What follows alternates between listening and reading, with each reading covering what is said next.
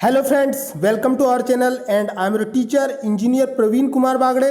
दोस्तों, आज हम पढ़ने वाले हैं केमिस्ट्री का टॉपिक मेटल्स यानी कि धातुएं। तो दोस्तों, बिना देरी किए स्टार्ट करते हैं आज की अपनी स्टडी। तो दोस्तों, आज मैं आपको पढ़ाने वाला हूं मेटल्स। तो दोस्तों, आपने अगर अब तक हमारे इस चैनल को सब्सक्राइब नहीं किया है तो प्लीज़ सब्सक्राइब कर ले, क्योंकि आने वाले समय में जो जेल प्रहरी की एग्ज़ाम आने वाली है और इसके अलावा सहायक ग्रेड 5 थर्ड और बहुत सारी एग्जाम्स आने वाली है जिसमें साइंस के क्वेश्चंस आने वाले हैं। इसके अलावा एनटीपीसी में भी साइंस के क्वेश्चंस आने वाले हैं। तो प्लीज़ हमारे वीडियो को पूरा देखें और इंटरेस्टिंग जानकारियों से बने रहे। तो दोस्तों, स्टार्ट करते हैं आज की अपनी स्टडी। धातुएं। धातुओं का मतलब होता है दोस्तों मेटल्स। तो मेटल्स क्या होती है? तो दोस्तों, आइए स्टार्ट करते हैं मेटल्स से। तो मेटल्स जो होती है दोस्तों, ऐसे तत्व होते हैं जो हाइड्रोजन को छोड़कर, ऐसे तत्व जो इलेक्ट्रॉन त्याग कर धनायन बनाते हैं, धातु कहलाते हैं। मतलब कि दोस्तों, पीरियोडिक टेबल में वे सभी तत्व जो इलेक्ट्रॉनों को त्याग कर धनायन बनाते हैं धातु कहलाते हैं, यानी कि जिनकी बाह्यतम कक्षा में 2, 3 या 4 इलेक्ट्रॉन पाए जाते हैं और ये जो है अपने बाह्यतम कक्षा के इलेक्ट्रॉन को त्याग कर जल्दी ही धनायन बनाते हैं और आयनिक यौगिक बनाते हैं। ऐसे तत्वों को धातुएं कहा जाता है। और धातुओं के सामान्यतः फिजिकल प्रॉपर्टीज होती है और कुछ केमिकल प्रॉपर्टीज होती है दोस्तों। तो सबसे पहले मैं आपको कुछ फिजिकल प्रॉपर्टीज के बारे में बताऊंगा।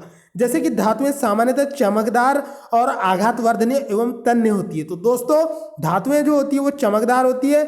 चमकदार का मतलब होता है दोस्तों कि ब्राइटनेस वाली होती है। इसके अलावा आघातवर्धनीय होती है, मतलब कि उन्हें पीट पीट कर पतली चादरें बनाई जा सकती है। जैसे लोहे को पीट कर पतली चादरें बनाई जा सकती है, जैसे कि टीन। और इसके अलावा दोस्तों, आघातवर्धनीय होती है एवं तन्य होती है। जैसे कि मैं बात करूं कॉपर की, तो कॉपर जो होती है दोस्तों वो सबसे ज़्यादा तन्य वाली धातु होती है। इसी कारण आपने देखा होगा कि जितने भी बिजली के इलेक्ट्रिक वायर्स होते हैं वो तांबे के तारों से बनाए जाते हैं और एल्यूमिनियम के तारों से बनाए जाते हैं, क्योंकि धातुएं जो होती है वो तन्य होती है। आसानी से इन्हें खींचकर पतले तार बनाए जा सकते हैं। इसके अलावा दोस्तों, आपने देखा होगा आभूषण के रूप में सोने के तार बनाए जाते हैं और चांदी के भी तार बनाए जाते हैं। तो दोस्तों, आगे बढ़ते हैं।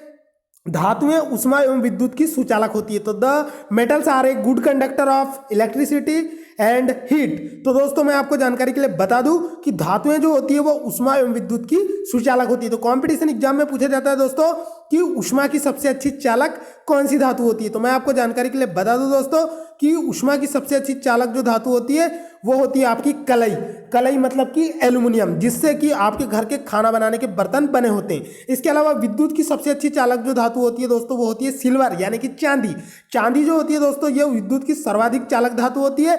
लेकिन चांदी के बिजली के तार नहीं बनाए जाते, क्योंकि चांदी जो होती है प्रकृति में कम अवस्था में पाई जाती है और महंगी धातु है। इसका उपयोग आभूषण बनाने के लिए किया जाता है।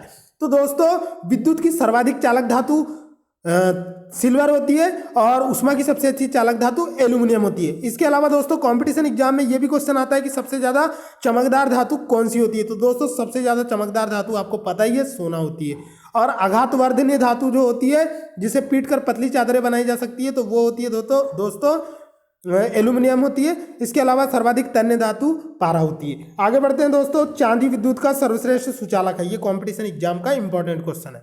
इसके अलावा धातुओं में विद्युत चालकता का घटता क्रम। तो दोस्तों, विद्युत की चालकता सर्वाधिक चांदी में होती है और इसके बाद तांबे की होती है, फिर एल्यूमिनियम की होती है और टंगस्टन की होती है। तो मैं आपको जानकारी के लिए बता दूं दोस्तों, चांदी के तार इसीलिए नहीं बनाए जाते हैं इलेक्ट्रिसिटी में क्योंकि चांदी प्रकृति में कम अवस्था में पाई जाती है और महंगी भी होती है। इसके अलावा दोस्तों, तांबे के जो तार होते हैं इनका उपयोग इलेक्ट्रिसिटी में बहुत ज़्यादा किया जाता है। इसके अलावा मैं आपको जानकारी के लिए बता दूं कि तांबे के तार का प्रतिरोध कम होता है दोस्तों। तांबे के तार का प्रतिरोध कम इसीलिए होता है क्योंकि इसमें जब हम विद्युत धारा का प्रवाहित करते हैं तो तांबे के तार दोस्तों बहुत कम गर्म होते हैं। इसीलिए बहुत सारे सर्किटों में तांबे का तार प्रयोग किया जाता है, जिससे क्या होता है कि शॉर्ट सर्किट की संभावना कम से कम होती है। इसके बाद में बात करूंगा दोस्तों एल्यूमिनियम की। तो एल्यूमिनियम की चालकता चांदी और तांबे के बाद होती है, क्योंकि दोस्तों एल्यूमिनियम जो होती है एक ऐसी धातु होती है जो हल्की होती है। इसी कारण इसके सबसे ज़्यादा बिजली के तार बनाए जाते हैं। जैसे मैं बात करूँ गाँव में जो खंभे लगे होते हैं इलेक्ट्रिसिटी के, उनके बीच में जो तार लगे होते हैं वो एल्यूमिनियम के होते हैं दोस्तों, और वो हल्के होते हैं। उनको मतलब कि टंगाना बहुत ईजी होता है, इसीलिए एल्यूमिनियम के तारों का यूज़ किया जाता है। इसके अलावा दोस्तों, टंगस्टन जो होता है वो भी विद्युत की चालक धातु होती है, लेकिन टंगस्टन भी प्रकृति में कम अवस्था में पाया जाता है। और टंगस्टन जो होता है दोस्तों इसका उपयोग बल्ब में फिलामेंट के रूप में किया जाता है। तो कंपटीशन एग्जाम में पूछा जाता है कि बल्ब में फिलामेंट के रूप में जो लगा हुआ पतला तार होता है वो कौन सी धातु होती है, तो वो टंगस्टन होता है दोस्तों। इसका गलनांक जो होता है बहुत ज्यादा उच्च होता है, इसीलिए आपके घर के जो बल्ब होते हैं उनमें टंगस्टन का फिलामेंट लगा होता है और वो ज्यादा समय तक खराब नहीं होते हैं, बल्ब जल्दी फ्यूज नहीं होता है। आगे बढ़ते हैं दोस्तों, सीसा की ऊष्मीय एवं विद्युत चालकता सबसे कम होती है। तो दोस्तों इसके बाद में नेक्स्ट फैक्ट है, सीसा की ऊष्मीय एवं विद्युत चालकता सबसे कम होती है। तो मैं आपको जानकारी के लिए बता दूं दोस्तों, सीसा की ऊष्मीय चालकता जो होती है और विद्युत चालकता जो होती है वो बहुत कम होती है। इसीलिए जो एस्ट्रोनॉट होते हैं, जो अंतरिक्ष यात्री होते हैं, उनका जो जैकेट होता है वो शीशे का बना होता है। इसके अलावा दोस्तों जो लोग आग को बुझाते हैं, अग्निशामक यंत्रों के साथ में जो रहते हैं और आग बुझाने के लिए जो जैकेट पहन के जाते हैं वो शीशे का बना होता है दोस्तों, क्योंकि वो आग की गर्मी से गर्म नहीं होता है और आग बुझाने वालों को गर्मी का एहसास नहीं होता है। इसके अलावा जो अंतरिक्ष यात्री होते हैं, अंतरिक्ष में सूर्य के करीब जब वो जाते हैं तो टेम्परेचर बढ़ जाता है, लेकिन उनको गर्मी का अनुभव नहीं होता है, क्योंकि शीशा जो होता है वो ऊष्मा को रिफ्लेक्ट कर देता है, जिससे कि उनको गर्मी का आभास कम से कम होता है। आगे बढ़ते हैं दोस्तों, धातुओं के ऑक्साइड की प्रकृति क्षारीय होती है। तो दोस्तों धातु, जैसे अगर मैं बात करूं मैग्नीशियम की, मैग्नीशियम को जब हम ऑक्सीजन के साथ में क्रिया कराते हैं तो मैग्नीशियम ऑक्साइड 2MgO बनता है दोस्तों, और ये मैग्नीशियम ऑक्साइड को जब हम जल के साथ अभिक्रिया कराते हैं तो मैग्नीशियम हाइड्रोक्साइड बनता है। ठीक है दोस्तों, तो ये जो मैग्नीशियम हाइड्रोक्साइड होता है वो एक प्रकार का क्षार होता है और धातुओं के ऑक्साइड की जो प्रकृति होती है वो क्षार की होती है, यानी कि बेसिक नेचर होता है। आगे बढ़ते हैं दोस्तों, इसके बाद में एक अपवाद होता है दोस्तों क्रोमियम ऑक्साइड।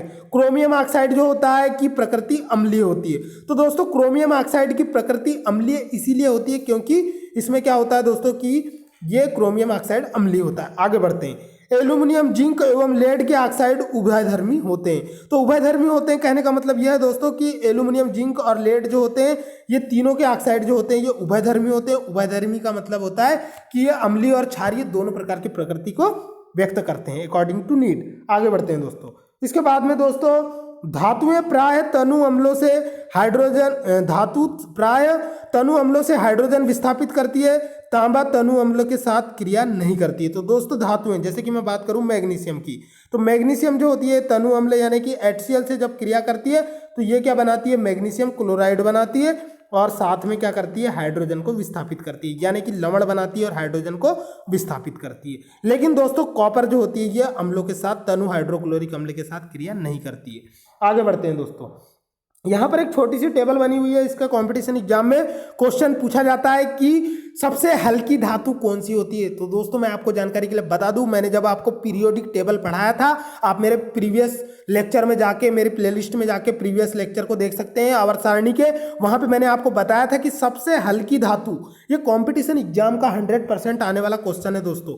सबसे हल्की धातु जो होती है वो लिथियम होती है, जिसका सूत्र Li होता है। परमाणु क्रमांक जो होता है दोस्तों, इसका परमाणु क्रमांक जो होता है 3 होता है और इसकी बाह्यतम कक्षा में 1 इलेक्ट्रॉन पाया जाता है। ये सबसे हल्की धातु होती है। इसके अलावा दोस्तों सबसे भारी धातु जो होती है वो ओस्मियम होती है और सबसे कठोर धातु जो होती है वो क्रोमियम होती है। आगे बढ़ते हैं दोस्तों, धातुओं की प्रकृति। तो दोस्तों धातुओं की प्राप्ति, तो how to get any metal from his ores, यानी कि किसी भी धातु को उसके अयस्क से कैसे हम प्राप्त करते हैं। तो दोस्तों धातुओं के अयस्क से धातुओं को प्राप्त करने की प्रक्रिया को समझने के लिए केमिस्ट्री की वह शाखा जिसके अंतर्गत हम धातुओं को प्राप्त करने की विधियों का अध्ययन करते हैं, उसे क्या कहा जाता है, उसे कहा जाता है दोस्तों धातु प्रक्रम, यानी कि metallurgy. Metallurgy is the type of chemistry, metallurgy is the branch of chemistry. Metallurgy chemistry की वह ब्रांच होती है जिसमें हम धातुओं के अयस्क से धातुओं को निष्कर्षित करने वाली विभिन्न विधियों के बारे में पढ़ते हैं। तो दोस्तों विभिन्न धातुओं को उनके अयस्क से कैसे प्राप्त करते हैं, आइए डिटेल में डिस्क्राइब करते हैं। तो सबसे पहले बात करूंगा दोस्तों, सबसे पहले मैं आपको बताऊंगा कि भूपर्पट्टी, पृथ्वी की भूपर्पट्टी धातुओं का मुख्य स्रोत है। तो जितनी भी धातुएं होती है दोस्तों वो पृथ्वी के धरातल में भूपर्पट्टी पर पाई जाती है, यानी कि पृथ्वी के भूपर्पट्टी क्रस्ट पर पाई जाती है। भूपर्पट्टी में मिलने वाली धातुओं में, तो दोस्तों कंपटीशन एग्जाम में पूछा जाता है कि भूपर्पट्टी पर पाई जाने वाली सर्वाधिक मात्रा में पाई जाने वाली धातु कौन सी होती है। तो दोस्तों कंपटीशन के इस एग्जाम का क्वेश्चन होता है एल्यूमिनियम। पृथ्वी की भूपटटी पर पाई जाने वाली सर्वाधिक मात्रा में पाई जाने वाली धातु होती है एल्यूमिनियम। और उसके बाद में सेकंड नंबर होता है दोस्तों आयरन यानी कि लोहे का, और कैल्शियम जो कि 3% पाई जाती है। तो दोस्तों एल्यूमिनियम 7%, लोहा 4%, और उसके बाद में दोस्तों कैल्शियम जो होता है वो 3%। तो इस तरह से जो होती है सर्वाधिक भूपटटी पर कैल्शियम पाई जाती है, उसके बाद में लोहा पाया जाता है, और उसके बाद में कैल्शियम पाई जाती है। इसके अलावा दोस्तों आगे बढ़ते हैं, अब खनिज और मिनरल्स के ऊपर डिस्कस करेंगे। तो दोस्तों मिनरल्स क्या होते हैं? तो भूपटटी में प्राकृतिक रूप से पाए जाने वाले तत्व या यौगिकों को मिनरल्स कहा जाता है। मैं आपको जानकारी के लिए बता दूं दोस्तों कि विभिन्न प्रकार के खनिज जो भूपटटी पर पाए जाते हैं बरसात के दिनों में बारिश के पानी में घुल जाते हैं, और मिट्टी में भी पानी में, बरसात के पानी में बहुत सारे खनिज जो होते हैं वो घुल जाते हैं, और पानी जो है वो अस्थायी रूप से कठोर हो जाता है, जिससे जल की कठोरता को दूर करने के लिए हम जल में ब्लीचिंग पाउडर को मिलाते हैं, जिसका सूत्र CaOCl2 यानी कि कैल्शियम ऑक्सीक्लोराइड होता है, जिसे ब्लीचिंग पाउडर भी कहा जाता है। इसके अलावा दोस्तों जल की अस्थायी और स्थायी कठोरता को दूर करने के लिए उसमें हम फिटकरी भी मिलाते हैं और पोटास भी मिलाते हैं, यानी कि लाल दवाई KMnO4 पोटेशियम परमैंगनेट। ओके दोस्तों आगे बढ़ते हैं। इसके बाद में हम डिस्कस करेंगे अयस्क के ऊपर।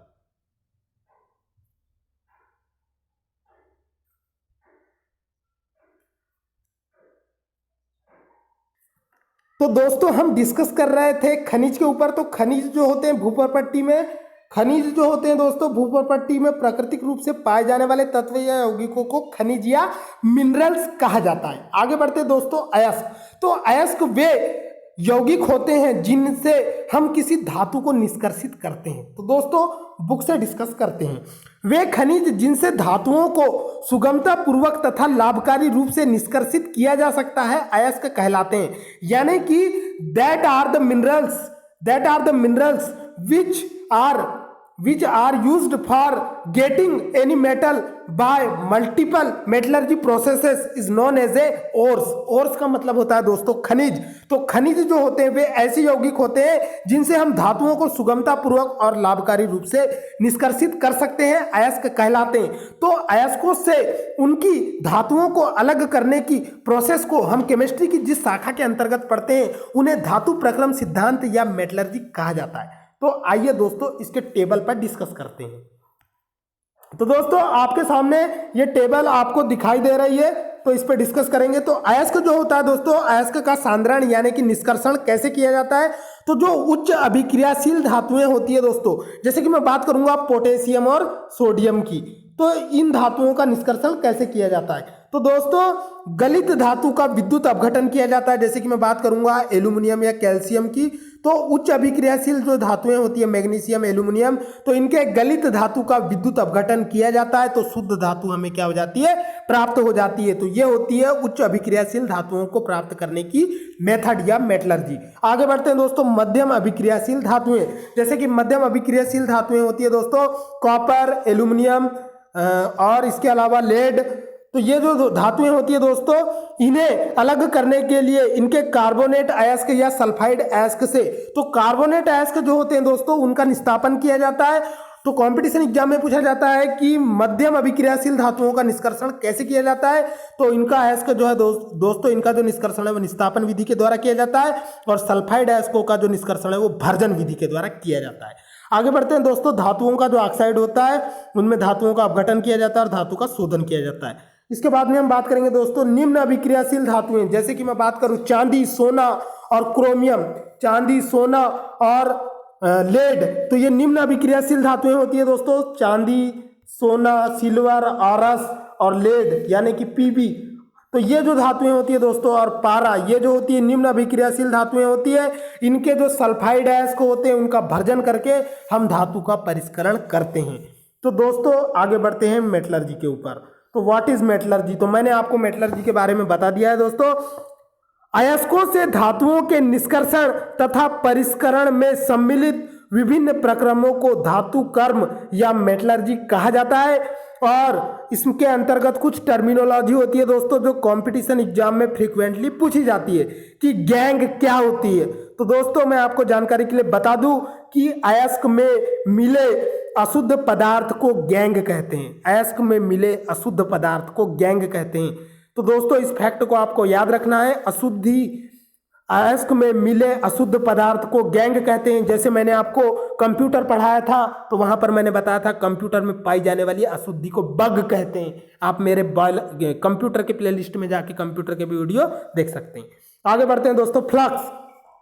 तो अयस्क में अशुद्ध पदार्थ को निकालने के लिए बाहर से मिलाए गए पदार्थ को फ्लक्स कहते हैं। क्या कहते हैं दोस्तों? फ्लक्स कहते हैं। तो गैंग क्या होता है? किसी भी अयस्क में पाई जाने वाली अशुद्धि को गैंग कहा जाता है और उस अशुद्धि यानी गैंग को निकालने के लिए अयस्क में मिलाए गए बाहरी पदार्थ को फ्लक्स कहते हैं। आगे बढ़ते हैं दोस्तों, स्लेग या धातुमल क्या होता है? तो दोस्तों जब हम किसी धातु के अयस्क से उसकी धातु को निष्कर्षित करते हैं तो उसमें मिलाए गए फ्लक्स और उसमें पाई जाने वाली अशुद्धि गैंग से के मिक्सचर से जो नया पदार्थ बनता है उसे धातुमल या स्लेग कहा जाता है दोस्तों। तो स्लेग क्या होता है? किसी भी खनिज में पाई जाने वाली, किसी भी अयस्क में पाई जाने वाली अशुद्धि यानी कि गैंग और उस अशुद्धि को निकालने के लिए डाले गए फ्लक्स, दोनों के बीच रासायनिक अभिक्रिया से जो नया पदार्थ बनता है उसे स्लेग या धातुमल कहा जाता है। आगे बढ़ते हैं दोस्तों, निस्तापन के ऊपर डिस्कस करेंगे। कंपटीशन एग्जाम में पूछा जाता है दोस्तों कि उस अभिक्रिया को क्या कहते हैं जिसमें हम उसके द्रवणांक से नीचे के ताप पर उसे गर्म करते हैं ताकि अयस्क में मिली वाष्पशील अशुद्धियां दूर हो जाए। तो दोस्तों वह प्रोसेस जिसमें हम किसी अयस्क को उसके द्रवणांक से नीचे के ताप पर गर्म करते हैं ताकि अयस्क में मिली वाष्पशील अशुद्धियां दूर हो जाए, ऐसी प्रोसेस को निस्तापन या कैल्सिनेशन कहते हैं दोस्तों। आगे बढ़ते हैं, इसके बाद में हम डिस्कस करेंगे भर्जन के ऊपर। भर्जन को इंग्लिश में रोस्टिंग कहा जाता है दोस्तों।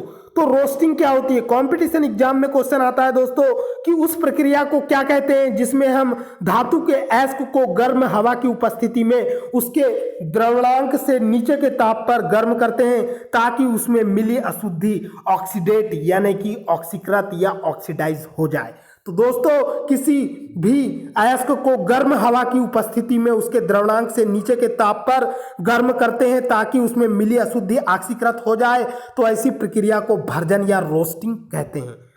तो दोस्तों रोस्टिंग के द्वारा क्या होता है? रोस्टिंग के द्वारा गर्म हवा की उपस्थिति में किसी भी अयस्क से उसके अशुद्धि को ऑक्सीकृत किया जाता है। आगे बढ़ते हैं दोस्तों, इसके बाद में मैं आपको स्मेल्टिंग के बारे में बताऊंगा। तो दोस्तों व्हाट इज स्मेल्टिंग? स्मेल्टिंग का मतलब ही होता है दोस्तों इस प्रक्रिया में धातु कोक एवं फ्लक्स की उपस्थिति में उसके द्रवणांक से ऊपर, अब आ गए हम द्रवणांक से ऊपर। तो स्मेल्टिंग में क्या होता है दोस्तों? इस प्रक्रिया में धातु कोक एवं फ्लक्स की उपस्थिति में उसके द्रवणांक से ऊपर के ताप पर गर्म करते हैं जिससे शुद्ध धातु प्राप्त होती है। क्या होती है दोस्तों? शुद्ध धातु। मतलब कि अयस्क में जब हम कोक मिलाते हैं और फ्लक्स मिलाते हैं और उसके द्रवणांक से भी ऊपर के ताप पर उसे गर्म करते हैं जिससे हमें शुद्ध धातु प्राप्त होती है, इसे स्मेल्टिंग कहते हैं। दोस्तों यहाँ पे कंफ्यूज नहीं होना है आपको, सिमिलर टाइप के फैक्ट हैं लेकिन आपको बिल्कुल भी ध्यान देना है। और आगे बढ़ते हैं दोस्तों, अब सक्रियता श्रेणी के ऊपर डिस्कस करेंगे। तो दोस्तों डिस्कस कर रहे थे हम सक्रियता श्रेणी पर। तो सक्रियता श्रेणी क्या होती है? तो दोस्तों सक्रियता श्रेणी वह सूची है जिसमें धातुओं की क्रियाशीलता को अवरोही क्रम में व्यवस्थित किया जाता है। तो बहुत सारे स्टूडेंट्स इस बात में कंफ्यूज होते हैं दोस्तों कि अवरोही क्रम क्या होता है। तो डिसेंडिंग ऑर्डर को अवरोही क्रम कहा जाता है और असेंडिंग ऑर्डर को आरोही क्रम कहा जाता है। तो दोस्तों सक्रियता की श्रेणी, तो मैं आपको जानकारी के लिए बता दूं कि अवरोही क्रम में सबसे पहले उस धातु को रखा जाता है जिसकी सक्रियता सबसे ज्यादा होती है। और मैं आपको जानकारी के लिए बता दूं दोस्तों कि सबसे ज्यादा सक्रिय धातु होती है पोटेशियम, और पोटेशियम धातु की खोज हम्फ्री डेवी ने किया था। किसने किया था? हम्फ्री डेवी ने किया था। हम्फ्री डेवी ने किया था दोस्तों।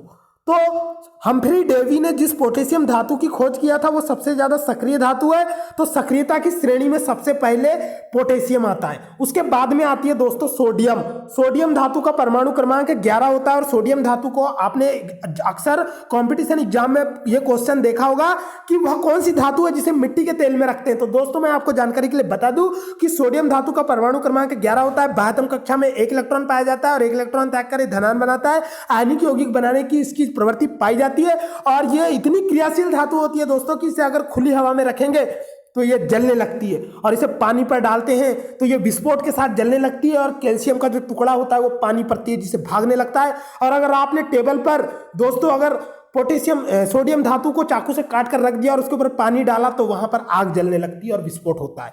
तो दोस्तों सोडियम धातु is very dangerous for us, please keep away from its to childrens, इसे बच्चों से दूर रखें। तो दोस्तों प्रयोगशाला में सोडियम धातु को बहुत ही सावधानी पूर्वक बहुत ही प्रिकॉशन के साथ यूज किया जाता है।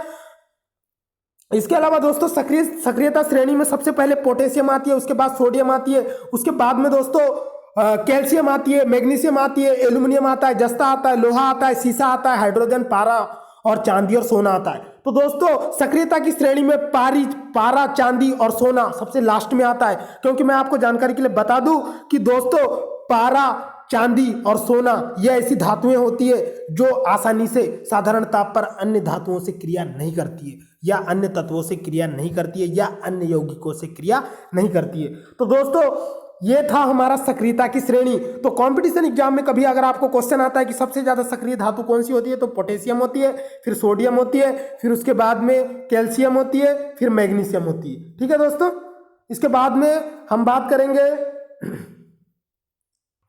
तो दोस्तों सक्रियता श्रेणी आपको समझ में आ गई होगी। अब आगे हम बात करेंगे कार्बोनेट अयस्क को निस्तापन यानी कि कैल्सिनेशन द्वारा धातु ऑक्साइड में परिवर्तित किया जाता है। यानी कि दोस्तों ऐसे यौगिक ऐसे तत्व जिनके अयस्क कार्बोनेट के रूप में पाए जाते हैं, जैसे कि मैं बात करूं दोस्तों बॉक्साइट की, तो ऐसे जो बहुत सारे तत्व होते हैं जो कि कार्बोनेट के रूप में पाए जाते हैं, तो ऐसे तत्वों को उनके अयस्कों से अलग करने के लिए हम लोग जो है निस्तापन विधि का प्रयोग करते हैं। आगे बढ़ते हैं दोस्तों, सल्फाइड अयस्क। तो ऐसे अयस्क जो सल्फाइड अयस्क के रूप में ऐसे तत्व जो सल्फाइड अयस्क के रूप में पाए जाते हैं, ऐसे तत्वों को उनके अयस्क से अलग करने के लिए भर्जन विधि का प्रयोग किया जाता है और धातु ऑक्साइड में परिवर्तित किया जाता है। आगे बढ़ते हैं दोस्तों, धातु ऑक्साइडों को कार्बन, एल्यूमिनियम तथा विद्युत अपघटनीय अपचयन द्वारा धातु में अपचयित किया जाता है। आगे बढ़ते हैं दोस्तों, सोडियम, पोटेशियम तथा कैल्शियम धातुओं को उनके गलित क्लोराइडों के विद्युत अपघटन के द्वारा निष्कर्षित किया जाता है, जबकि एल्यूमिनियम धातु को उसके गलित ऑक्साइड से एल्यूमिनियम अपघटन द्वारा निष्कर्षित किया जाता है। तो दोस्तों मैं आपको जानकारी के लिए एक बहुत ही इंपॉर्टेंट फैक्ट देने वाला हूं। एल्यूमिनियम का अयस्क होता है दोस्तों बॉक्साइड और बॉक्साइड का सूत्र होता है Al2O3.2H2O। यहाँ पे 2H2O जल के अणु है और Al2O3 यानी कि एल्यूमिनियम ऑक्साइड, तो ये बॉक्साइड का सूत्र होता है दोस्तों। तो बॉक्साइड के अयस्क से एल्यूमिनियम धातु को निष्कर्षित करने के लिए हम लोग क्या करते हैं दोस्तों, गलित ऑक्साइड के विद्युत अपघटन द्वारा इसे निष्कर्षित किया जाता है। आगे बढ़ते हैं दोस्तों, गलित लवणों के विद्युत अपघटन के दौरान क्या होता है कि धातु जो है वो कैथोड पर निक्षेपित होती है। तो दोस्तों बहुत सारे स्टूडेंट्स को पता नहीं होगा कि एक कैथोड और एनोड क्या होता है, तो मैं आपको जानकारी के लिए बता दूं, जब किसी भी धातु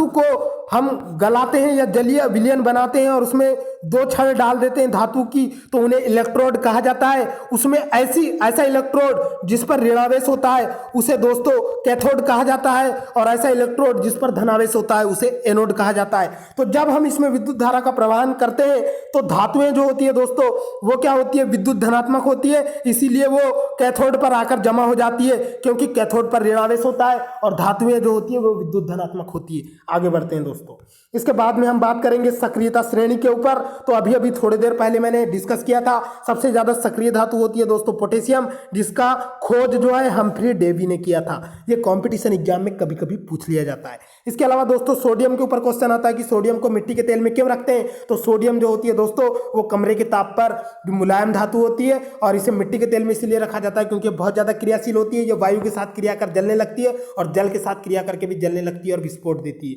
आगे बढ़ते हैं दोस्तों, कैल्शियम जो होती है यह भी बहुत ज्यादा क्रियाशील होती है। इसके बाद में मैग्नीशियम भी क्रियाशील होती है, एल्यूमिनियम भी क्रियाशील होती है। इसके बाद में जो है दोस्तों क्रियाशीलता घटते जाती है और चांदी और सोना जो होते हैं दोस्तों इनकी क्रियाशीलता बहुत ही कम होती है। चांदी जो होती है दोस्तों इसके आभूषण बनाए जाते हैं और आपने देखा होगा चांदी की जो पैर पट्टी हमारे घर में मम्मी बहन दीदी भाभी जो भी पहनते हैं तो उनमें काली परत चढ़ जाती है दोस्तों, तो काली परत जो है वो चांदी के ऊपर चढ़ जाती है। इसके बाद में सोने की बात करें दोस्तों तो सोना जो होता है वो किसी भी बाह्य पदार्थ से क्रिया नहीं करता है। सोना जो होता है वो बहुत ही अच्छा अक्रियाशील मेटल होता है। आगे बढ़ते हैं दोस्तों, संक्षारण के ऊपर डिस्कस करेंगे। तो व्हाट इज कोरोसन यानी संक्षारण। तो दोस्तों कंपटीशन एग्जाम में पूछा जाता है कि लोहे में जंग लगने से लोहे का भार बढ़ता है या घटता है। ये कंपटीशन एग्जाम का बहुत ही महत्वपूर्ण क्वेश्चन बनता है। तो दोस्तों मैं आपको जानकारी के लिए बता दूं कि जंग का सूत्र होता है Fe2O3.XH2O। तो दोस्तों जंग का सूत्र तो Fe2O3 होता है और उसके साथ जल के अणु भी जुड़ जाते हैं, तो ऑब्वियसली क्या होता है दोस्तों लोहे का भार बढ़ जाता है क्योंकि जल के अणु उसमें क्या हो जाते हैं, जुड़ जाते हैं। तो ये कंपटीशन एग्जाम का एक क्वेश्चन आपका क्लियर हो गया कि जब जो लोहे में जंग लगता है तो लोहे का भार बढ़ जाता है, लेकिन जब वो जंग लगने के बाद जंग नीचे झड़ जाता है तो फिर उसका भार घटता है। लेकिन वहां पे तो वाली कंडीशन पूछता ही नहीं ना दोस्तों, वो सिर्फ ये पूछता है कि जंग लगने के बाद वेट बढ़ता है कि घटता है। तो जंग लगने के बाद जल के अणु जुड़ जाते हैं तो वेट बढ़ जाता है, याद रखना दोस्तों। आगे बढ़ते हैं तो धातुओं का उनकी सतह पर वायु एवं आर्द्रता के प्रभाव के द्वारा धातुओं की सतह का नष्ट होना संक्षारण या कोरोशन कहलाता है। लोहे में जंग लगना, तांबे की सतह पर हरे रंग की परत चढ़ना और चांदी की वस्तुओं का काला होना संक्षारण के उदाहरण है। तो दोस्तों आगे बढ़ते हैं धातु और उनके निष्कर्षण की विधि। तो दोस्तों सोडियम, पोटेशियम, कैल्शियम, मैग्नीशियम और एल्यूमिनियम इनका निष्कर्षण विद्युत अपघटन विधि के द्वारा किया जाता है। तो कंपटीशन एग्जाम में दोस्तों जनरली क्वेश्चन पूछे जाते हैं कि इनमें से कौन सी धातु है जिसका निष्कर्षण विद्युत अपघटन विधि के द्वारा किया जाता है। आपके पास 4 ऑप्शन है, उन 4 ऑप्शनों में आपको प्रथम वर्ग और दूसरे वर्ग के तत्वों को पहचानना है दोस्तों। प्रथम वर्ग और दूसरे वर्ग के जो सामान्यतः तत्व होते हैं उनका निष्कर्षण विद्युत अपघटन विधि के द्वारा किया जाता है क्योंकि ये आयनिक यौगिक बनाने में बहुत ज्यादा इंटरेस्ट लेते हैं दोस्तों। तो ऐसे यौगिक जो एस ब्लॉक के तत्व होते हैं और जो आयनिक यौगिक बनाने में ज्यादा इंटरेस्ट लेते हैं जैसे potassium, sodium, calcium, magnesium, aluminium, तो इनका निष्कर्षण हमेशा विद्युत अपघटन विधि के द्वारा किया जाता है। ये ट्रिक हो गई दोस्तों। आगे बढ़ते हैं जिंक, आयरन, लेड और कॉपर, इनमें दोस्तों ये जो होते हैं ये संक्रमण तत्व होते हैं। इनका जो निष्कर्षण है वो कार्बन के उपयोग से अपचयन के द्वारा किया जाता है। तो मैंने आपको बता दिया संक्रमण तत्व क्या होते हैं, जो परावर्ती संयोजकता को प्रदर्शित करते हैं, ये डी ब्लॉक के तत्व कहलाते हैं दोस्तों। इनकी 12वीं कक्षा में पी उपकोष में बहुत सारे फ्री इलेक्ट्रॉन्स पाए जाते हैं। इसके बाद में मैं बात करूंगा सिल्वर और औरस यानी कि चांदी और सोने के बारे में। तो दोस्तों ये प्रकृति में स्वतंत्र प्रकृति अवस्था में उपस्थित होते हैं। इसके अलावा मैं आपको इंपॉर्टेंट फैक्ट बता दूं दोस्तों, भारत में सबसे ज्यादा सोने की खदानें कर्नाटक के कार्लीगुडी में मिलती है। आगे बढ़ते हैं दोस्तों, ये तो आपका जीके भी तैयार हो गया। आगे बढ़ते हैं दोस्तों, इसके बाद में हम बात करेंगे लोहे में जंग लगने के लिए वायु में ऑक्सीजन और नमी दोनों की आवश्यकता होती है। तो दोस्तों लोहे में जंग लगने की कंडीशन क्या होती है, वातावरण में ऑक्सीजन भी होना और नमी भी होना। तो लोहे में जंग लगना कैसा परिवर्तन है, ये कंपटीशन एग्जाम का महत्वपूर्ण क्वेश्चन है। तो दोस्तों मैं आपको बता दूं chemical change and physical change के बारे में, भौतिक परिवर्तन और रासायनिक परिवर्तन के बारे में। तो दोस्तों भौतिक परिवर्तन वे परिवर्तन होते हैं जो रिवर्सिबल होते हैं। मतलब जैसे कि मैं बात करूं दोस्तों बर्फ का पिघलना, ये भौतिक परिवर्तन है। बर्फ को पिघलाकर आप पानी बना सकते हैं और पानी को फ्रिज में जमा कर बर्फ बना सकते हैं, इट्स ए फिजिकल चेंज। लेकिन मैं बात करूं दोस्तों दूध का दही बनना या दूध का फटना, एक बार दूध फट गया तो फिर जुड़ता नहीं, ठीक है दोस्तों, या फिर अगर दही बन गया तो दूध नहीं बन सकता। तो इट्स ए केमिकल चेंज, मतलब कि chemical change are always irreversible. ये जो होते हैं ये कभी भी रिवर्स नहीं होते हैं। आगे बढ़ते हैं दोस्तों, इसके बाद में हम डिस्कस करेंगे दोस्तों लोहे पर जंग लगने से लोहे का भार बढ़ता है। लोहे में जंग लगने से बना पदार्थ फास्फोफेरिक फेरिसोफेरिक ऑक्साइड होता है। तो दोस्तों कभी कभी जंग का सूत्र भी कंपटीशन एग्जाम में पूछा जाता है। तो इसका सूत्र होता है Fe2O3.XH2O। तो इसको भी आपको बिल्कुल रट लेना है। ठीक है दोस्तों, आगे बढ़ते हैं। जंग का सूत्र भी आपको रट लेना है। इसके अलावा दोस्तों इसमें जल के अणुओं की संख्या बदलती रहती है। और दोस्तों इसके अलावा कंपटीशन एग्जाम में पूछा जाता है कि लोहे को जंग रहित लोहा बनाने के लिए कौन सी धातु का प्रयोग किया जाता है। तो इसमें क्रोमियम को मिला दिया जाता है। दोस्तों क्रोमियम जो होती है वो बहुत अक्रियाशील धातु होती है। जब इसे लोहे के साथ मिला दिया जाता है तो लोहा जो होता है उस पर जंग नहीं लगता है।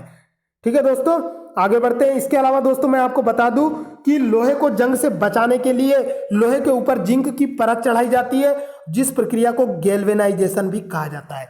यानी कि दोस्तों जिंक की परत को चढ़ाना या जिंक का पेंट करना या लोहे के ऊपर पेंट करना, यह भी दोस्तों एक प्रकार से लोहे को जंग लगने से बचाने के लिए किए जाने वाले उपायों में श्रेष्ठ उपाय माना जाता है। इसके अलावा दोस्तों अब आप सोच रहे होंगे कि लोहे के ऊपर जिंक की ही परत क्यों चढ़ाते हैं, कॉपर की क्यों नहीं चढ़ाते। तो दोस्तों मैं आपको जानकारी के लिए बता दूं कि जिंक जो होता है वो अधिक ज़्यादा क्या होता है, विद्युत धनात्मक होता है। इस कारण जब हम जिंक की परत चढ़ा देते हैं तो अन्य धातुओं से वो क्रिया नहीं कर पाता है, इसीलिए लोहे पे जंग नहीं लगता है। आगे बढ़ते हैं दोस्तों। इसके बाद में इसी क्वेश्चन को घुमा दिया है। यश दलेपन क्या होता है। तो यश दलेपन का मतलब होता है लोहे व इस्पात को जंग से सुरक्षित करने के लिए उस पर जस्ते की पतली परत चढ़ाई जाती है, जिसे यश दलेपन या गैल्वेनाइजेशन कहा जाता है। आगे बढ़ते हैं दोस्तों। इसके बाद में दोस्तों तांबा वायु में उपस्थित आर्द्र कार्बन डाइऑक्साइड के साथ अभिक्रिया करता है। तो दोस्तों तांबा तो बहुत ही अलग होता है। लोहा जो होता है वो ऑक्सीजन से क्रिया करता है, लेकिन तांबा किससे करता है, इसके विपरीत कार्बन डाइऑक्साइड से अभिक्रिया करता है। तो दोस्तों कार्बन डाइऑक्साइड से अभिक्रिया करने के बाद तांबे पर भूरे रंग की चमक जो होती है वो धीरे धीरे खत्म हो जाती है और इस पर हरे रंग की परत चढ़ जाती है, जिससे यह पदार्थ, तो हरे रंग का जो पदार्थ होता है वो कॉपर कार्बोनेट होता है और तांबा का शत्रु तत्व गंधक होता है। तो शरीर में तांबा की मात्रा पर बढ़ने पर विल्सन नामक रोग होता है। तो ये कंपटीशन एग्जाम में पूछा जाता है कि शरीर में तांबे की मात्रा बढ़ने पर कौन सा रोग होता है, तो विल्सन नामक रोग होता है। और दोस्तों कॉपर कार्बोनेट जो होता है उसका रंग जो होता है वो हरा होता है, जो कि कॉपर के ऊपर लगा हुआ जंग होता है। आगे बढ़ते हैं दोस्तों। इसके बाद में बताऊंगा मैं आपको एक नोट पॉइंट। तो कैलोरीमीटर एवं तड़ित चालक तांबा का बना होता है। तो दोस्तों सबसे पहले तो मैं आपको बता दूं कि कैलोरीमीटर क्या होता है। तो दोस्तों विभिन्न प्रकार की रासायनिक और भौतिक और जैविक प्रक्रियाओं में किसी भी अभिक्रिया में विमुक्त होने वाली ऊर्जा या ऊष्मा को मापने के लिए जिस यंत्र का उपयोग किया जाता है उसे कैलोरीमीटर कहा जाता है। तो दोस्तों हीट या ऊर्जा को मापने के लिए जिस यंत्र का यूज किया जाता है उसे कैलोरीमीटर कहा जाता है। इसके अलावा दोस्तों ये कैलोरीमीटर जो होता है ये तांबे का बनाया जाता है। तांबे का क्यों बनाया जाता है, तो वो विद्युत का चालक होता है। इसके अलावा दोस्तों तड़ित चालक भी तांबे का बना होता है, क्योंकि इसकी विद्युत धनात्मकता ज़्यादा होती है। इसके अलावा दोस्तों अगर आपने घर में पीसी का यूज़ करते हैं तो दोस्तों बरसात के दिनों में बहुत ज़्यादा बिजली कड़कती है और आपके कंप्यूटर का एसएमपीएस उड़ जाता है, क्योंकि जब बिजली कड़कती है तो आपके घर का वोल्टेज बढ़ जाता है और आपके कंप्यूटर के इंटरनल सर्किट जो कि उस वोल्टेज का जो एसएमपीएस जो होता है, जो कि पावर रेगुलेटर होता है आपके कंप्यूटर का, वो उस पावर को इजीली कन्वर्ट नहीं कर पाता, जिससे आपके कंप्यूटर का एसएमपीएस उड़ जाता है। कई बार हार्ड डिस्क भी क्रैश हो जाती है। तो दोस्तों इससे बचने के लिए बहुत सारे ऑनलाइन वाले और बहुत सारे कंप्यूटर यूजर्स और बड़ी बड़ी कंपनियों में तांबे का तड़ित चालक बनाया जाता है दोस्तों। तो वो तड़ित चालक क्या करता है, आसमान से गिरने वाली बिजली को जमीन के अंदर डाल देता है और बिजली के हाई वोल्टेज के प्रभाव को रिड्यूस कर देता है, जिससे हमारे विद्युत उपकरण, इलेक्ट्रॉनिक उपकरण सेफली बच जाते हैं। तो ये था दोस्तों तांबे का वर्सेटाइल यूज। आगे बढ़ते हैं दोस्तों। इसके बाद में हम बात करेंगे खुली वायु में कुछ दिन छोड़ने पर सिल्वर की वस्तुएं काली हो जाती है। तो दोस्तों आपके घरों में जो लड़कियों की पायल होती है और पैर पट्टी जो होती है, जो कि पैरों में पहनी जाती है, पैजनिया भी बोलते हैं दोस्तों जिसे, इसके अलावा ये जो होती है ये कुछ दिनों बाद काली पड़ने लगती है, क्योंकि सिल्वर का वायु में उपस्थित तो दोस्तों सिल्वर जो होती है ये तो और भी अलग होती है। लोहा जो होता है वो वायुमंडल की ऑक्सीजन से क्रिया करता है और फेरिक ऑक्साइड बनाता है, और आपका जो तांबा होता है वो कार्बन डाइऑक्साइड से क्रिया करता है और कॉपर कार्बोनेट बनाता है। लेकिन सिल्वर ये तो सल्फर से क्रिया करता है दोस्तों। ये इसमें एक अलग और क्वांटिटी पाई जाती है, अलग क्वालिटी पाई जाती है। तो आपकी जो सिल्वर होती है वो वायुमंडल में पाई जाने वाली सल्फर से क्रिया करके सिल्वर सल्फाइड बनाती है, जिससे क्या होता है कि वो काली पड़ जाती है, जिसे आप जो है निर्मय से धोकर कई बार सफेद कर देते हैं। आगे बढ़ते हैं दोस्तों, इसके बाद में हम बात करेंगे धातु प्रदूषक की। तो दोस्तों हमारे वातावरण जो है इसमें विभिन्न गैसों का मिश्रण पाया जाता है और अनेकों गैसें को पार्टिकल्स जो होते हैं वो पाए जाते हैं। आपको पता होगा दोस्तों दिल्ली में बहुत ज्यादा वायु प्रदूषण पाया जाता है, इसीलिए वहां पर 2016 में इवन ऑड नंबर सिस्टम जनवरी में लागू किया गया था। मतलब कि इवन तारीख वाली डेट पर इवन नंबर वाले फोर व्हीलर चलेंगे और ऑड डेट वाली तारीख पर ऑड नंबर वाली फोर व्हीलर चलेगी। 2016 में आम आदमी पार्टी के मुख्यमंत्री केजरीवाल ने सिस्टम लागू किया था दोस्तों, इस बात को भी आपको याद रखना है। तो ये वायु प्रदूषक जो होते हैं जो हमारे श्वास के द्वारा हमारे नाक के माध्यम से फेफड़े में जाते हैं और हमारे शरीर को नुकसान पहुंचाते हैं, तो ये वायु प्रदूषक में कौन कौन से तत्व मिले होते हैं इस पर डिस्कस करेंगे दोस्तों। तो कुछ भारी धातुएं जैसे जल में घुलकर उसे प्रदूषित करती है, जैसे कैडमियम, लेड, पारा।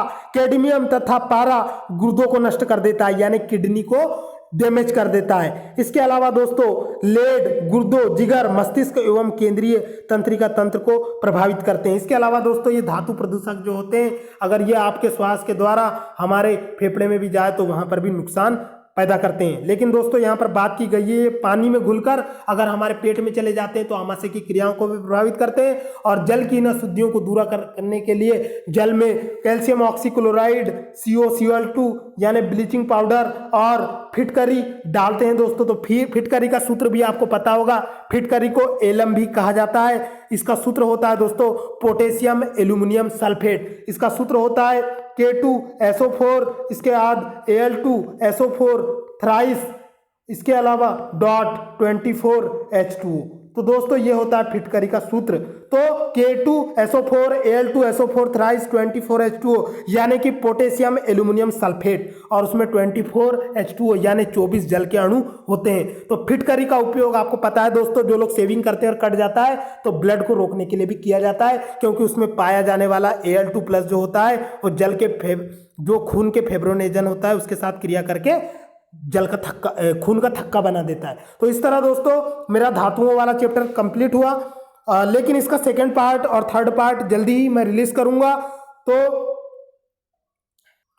दोस्तों मेरा वीडियो आपको कैसा लगा प्लीज कमेंट करके जरूर बताएं। इस वीडियो को बनाने में मुझे बहुत मेहनत लगती है, तो प्लीज एक लाइक जरूर करें और आगे बढ़ते हैं दोस्तों। इसके अलावा अगर बीच में ऐड आते हैं तो आप उन्हें भी जरूर देखें, क्योंकि देख देख कर मोबाइल में आपकी आंखें भी खराब हो रही है। तो दोस्तों बीच में थोड़ा इंटरटेनमेंट भी जरूरी है, तो वीडियो में आने वाले एड्स को बिल्कुल एस्केप ना करें, उससे हमें भी फायदा होगा और आपको भी रिलैक्सेशन फील होगा।